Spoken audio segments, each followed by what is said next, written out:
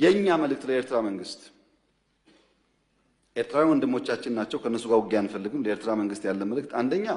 ጥይት አስተላላፊ አትሆኑ ሀገር ሁኑ ወደ ጎረቤት ሀገር ጥይት ማስተላለፍ ጥሩ አይደለም አባይም ጸባይ ገዝቷል የኛም ሽፍቶች ጸባይ ይገዛሉ እና አንድ ቀን ጥይት ሳመላልስ ብሎ ታሪክ ስለሚናገሩ ጥይት ማቀባበል ቢቀርባችሁ ስለማናቅ አይደለም እናያችኋለን ህገወጥ የሰዎች ዝውውር ቢቀር ተጨናንቀን ከተማ ውስጥ እንደምታዩት የሚመጣ ሰው ካለ በህጋዊ መንገድ ቢመጣ ህገወጥ ንግድ ቢቀር ፎርጅድ ብር ቢቀር አሜሪካ አስቀምጣቸው የምትሰሯቸው ብላክ ማርኬት ማሳደግ ቢቀር እንደ ጎረቤት ብንተሳሰብ ህጋዊነት ከተከተል በንግዱም በሚፈናቀለው ጥይት ማቀበሉን ከተዋችሁ